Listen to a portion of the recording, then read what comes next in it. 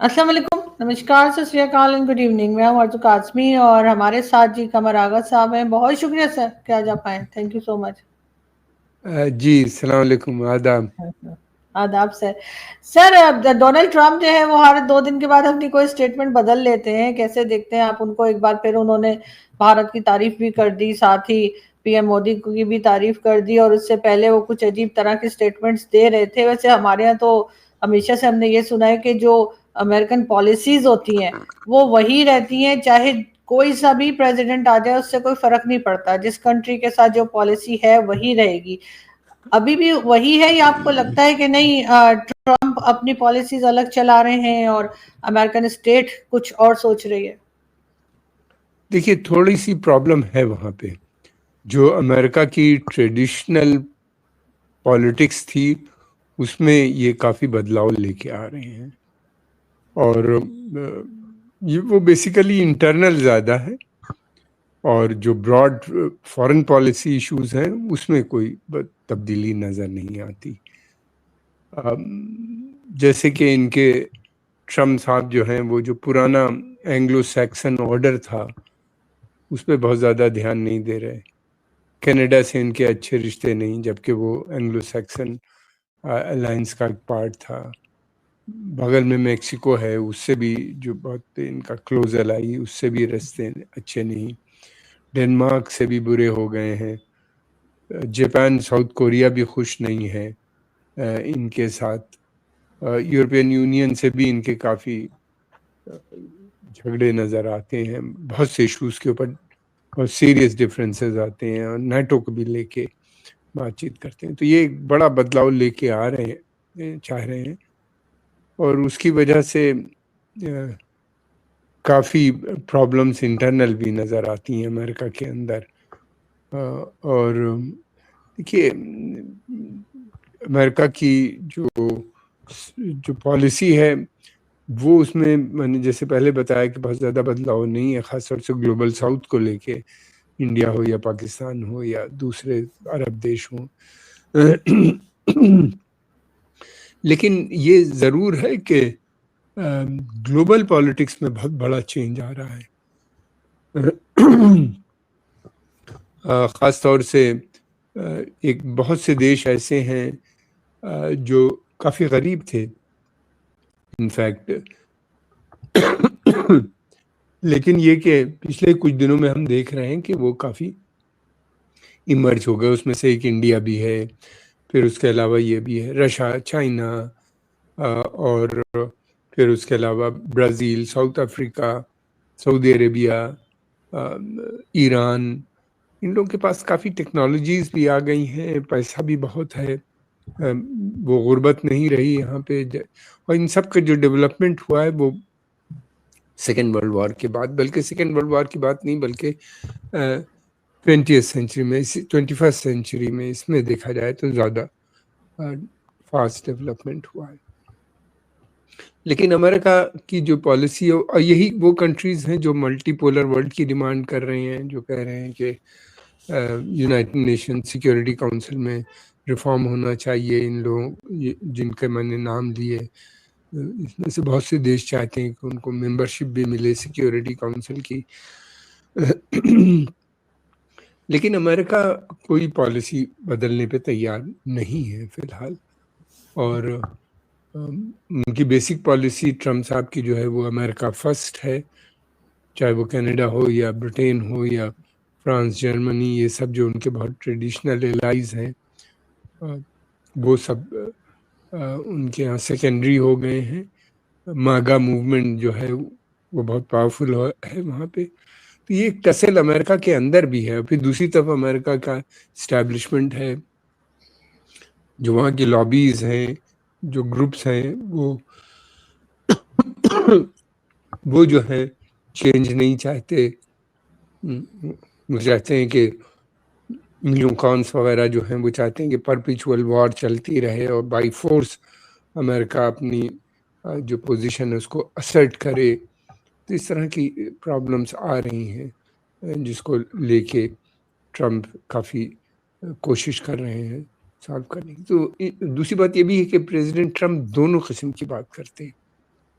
Contradictory statement देते हैं और वो दोनों अपना बात करते हैं, ये उनकी पॉलिसी है। लेकिन ये है कि वो कोई कंप्रोमाइज़ अभी तक उन्होंने बहुत से इश्यूज़ पे नहीं किया है। वो जो उन्होंने टैरिफ्स लगाए उसको भी वो अभी भी डिफेंड करते हैं। इंडिया के लिए उन्होंने काफ़ी क्रिटिसाइज़ किया, फिर उसके बाद टैरिफ लगाए 25%, फिर 25% और इंडिया को कहा कि ये यूक्रेन वॉर को फ्यूल कर रहा है, यानी इसकी जो रशियन ऑयल ख़रीद रहा है उसको लेके उन्होंने कहा, और वो अभी भी इस बात पे बरकरार हैं। उन्होंने ज़रूर मोदी जी की तारीफ़ की है और हिंदुस्तान से अच्छे रिश्ते बनाने की बात की है, लेकिन साथ में ये भी है।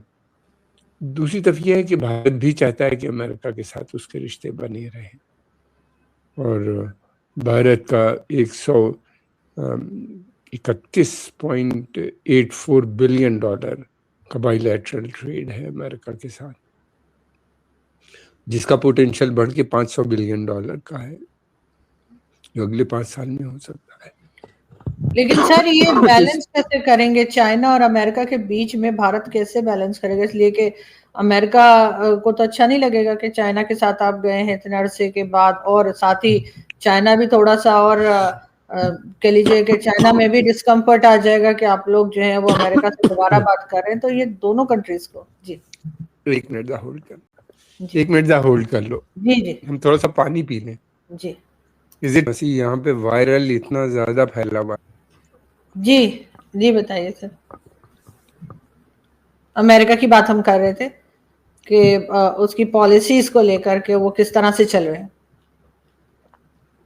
देखिए हमारा इंडिया शुरू से उसकी पॉलिसी रही है कि रशिया चाइना, खासतौर से रशिया को लेके एक फाइन बैलेंसिंग एक्ट की, कि हम एक तरफ रशिया को भी से भी अच्छे संबंध रखेंगे और दूसरी तरफ अमेरिका से भी, अरबों के साथ भी, और इजराइल के साथ भी, और ईरान के साथ भी। तो इस तरीके से चल रहे थे, और मैं समझता हूँ कि वही फाइन बैलेंसिंग एक्ट दोबारा से होगा। कई चीज़ें हैं। पहली बात तो यह है कि रशिया हमारे लिए बहुत इम्पोर्टेंट है। 60% हमारा डिफेंस प्रोक्योरमेंट या डिफेंस में सप्लाईज जो है वहीं से आती हैं। फिर उसके अलावा जो है रशिया से हमारा ट्रेड है, बहुत सी चीज़ों में हम उनके साथ मिल के डिफेंस प्रोडक्शन में काम करते हैं, जॉइंट प्रोडक्शन का है, टेक्नोलॉजी ट्रांसफ़र का भी है, बातचीत चल रही है। फिर उसके अलावा ये भी है कि दूसरी तरफ चाइना है, चाइना से हमारे 3800 किलोमीटर लंबे बॉर्डर हैं, और बेसिक पॉलिसी ये है कि जंग नहीं होनी चाहिए, मसलों को बातचीत से हल किया जाए। इस वक्त बहुत अच्छा मौका है चाइना से, बहुत सी चाइना काफ़ी कंसेशन देने पे भी तैयार है भारत को।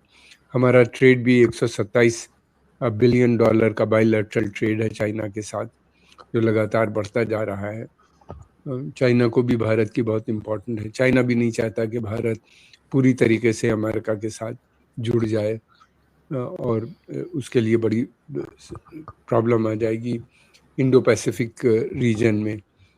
दूसरी तरफ ये भी है, एक बात और भी मैं कहना चाहूँगा कि ब्रिक्स एक रियलिटी बन गई है, या शंघाई कॉरपोरेशन, ये रीजनल ऑर्गेनाइजेशंस जितनी हैं ये बहुत इम्पोर्टेंट हो गई हैं अब। शंघाई कॉरपोरेशन में सेंट्रल एशिया के बहुत से देश हैं जिससे हमारे यहाँ बहुत पुराने सिविलाइजेशनल टाइज हैं, और वो चाहते भी हैं कि भारत से अच्छे रिश्ते बने, और कनेक्टिविटी की भी बातचीत चल रही, काम चल रहा है चाबहार पोर्ट के ज़रिए से हमारा। और रशिया जो है वहाँ पे नॉर्थ साउथ कॉरिडोर, जो फ्रेट कॉरिडोर बना रहा है, तो उससे सेंट्रल एशियन रिपब्लिक्स चाबहार से जुड़ जाएंगी और आने वाले वक्त में। और तो इस वजह से ये फाइन बैलेंसिंग एक्ट की बात होगी, और अमेरिका भी हमको नहीं छोड़ सकता। ट्रेड के अलावा भी हमारा जो पोजीशन है साउथ एशिया में, और उसके अलावा जो रोल है हमारा एफ्रो एशियन कंट्रीज़ में, बड़ा रोल है। तो इस तरह से एक आने वाले वक्त में हम समझते हैं कि अमेरिका से जो ये इरिटेंट हैं ये बहुत दिन नहीं रहेंगे, इसलिए कि हम ये जो सरकार है इसका शुरू से इसका मानना ये है कि अमेरिका से रिश्ते अच्छे होने चाहिए। ये आज से नहीं, जब हिंदू महासभा थी पहले, फिर उसके बाद जनसंघ आई, तब भी ये लोग अमेरिकन और इजराइल से रिश्तों की बात कर रहे थे। फिर उसके अलावा बीजेपी जब से आई है तब भी इन्होंने कई बार कोशिश भी की रिश्ते बनाने की, लेकिन हमने हमेशा देखा है कि कोई ना कोई प्रॉब्लम आ जाती थी। मोरारजी देसाई ने भी बड़ी कोशिश की, फिर राजीव जी के पीरियड में पोस्ट कोल्ड वार एरा में भी कोशिश हुई मगर नाकामयाबी रही। अब मोदी जी ने भी काफ़ी कोशिश की मगर ये जो इस तरह के स्टम्बलिंग ब्लॉक्स आ जाते हैं बीच बीच में, ये एक बनी हुई है प्रॉब्लम हम लोग के लिए।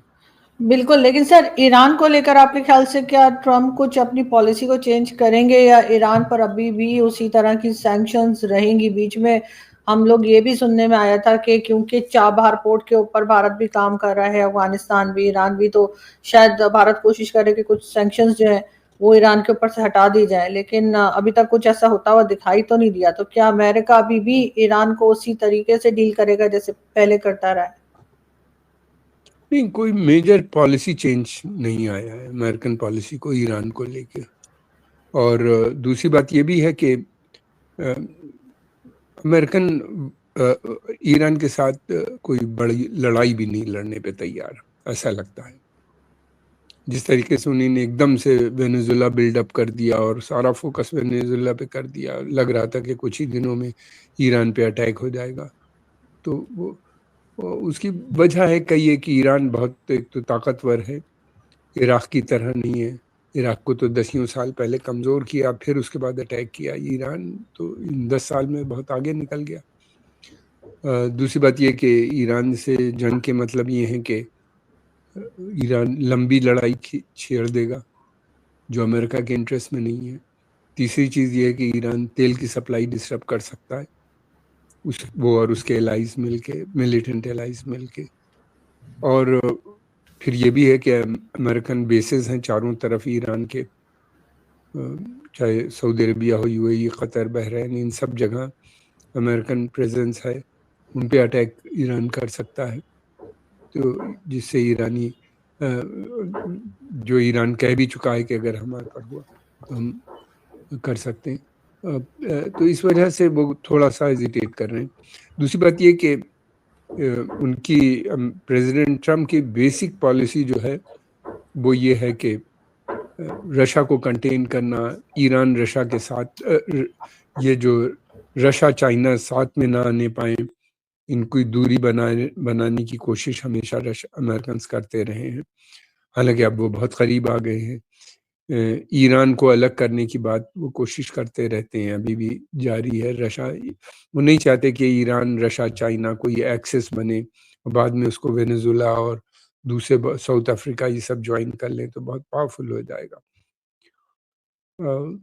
तो इस वजह से ईरान को लेके बेसिक मुझे नहीं लगता कि कोई चेंज हुआ है, मगर वॉर को लेके वो थोड़ा सा वो है। दूसरी बात ये भी है कि अमेरिका की जो बेसिक पॉलिसी है वो है इंटरनल मागा, यानी make America great again, manufacturing वहाँ पे वापस लाना, लोकल लोगों के लिए जॉब क्रिएट करना और जो इलीगल इमिग्रेंट्स हैं उनको बाहर निकाल दें ताकि लोकल लोगों को जॉब मिल जाए। और फिर उसके बाद ये कि इमिग्रेंट को आने न दो। और फिर ये भी है कि पूरी दुनिया के ऊपर उन्होंने टैरिफ्स लगा रखे हैं ताकि बाहर से सामान उनके यहाँ न आए, जो आएगा वो बहुत महंगा हो जाता है, तो लोग लोकल बाहर का सामान ना खरीद के बल्कि लोकल सामान खरीदें ताकि मैन्युफैक्चरिंग शुरू हो। लेकिन ये सब पॉसिबल नहीं है। मैं पहले भी कह चुका हूँ कि इसी के कंसेप्ट ऑफ मैन्युफैक्चरिंग बिल्कुल बदल चुका है। अमेरिका के अंदर अब इंडस्ट्री को दोबारा से लाना, एक तो लेबर उनका महंगा है, फिर दूसरी बात ये कि ये सारी फैक्ट्रीज शिफ्ट हो गई हैं चाइना, इंडिया, वियतनाम, अलग अलग मुल्कों में, बहुत से मुल्कों में काम हो रहा है, तो वो दोबारा से उनको लेके आना। और फिर दूसरी बात ये कि अब एक चीज़ कोई एक जगह नहीं बनती, एक प्रोडक्ट पता नहीं कितनी जगह पे बनता है, अलग अलग मुल्कों में क्वार्टर कहीं असेंबल होता है, पूरा असेंबली कहीं ऑनलाइन होती है।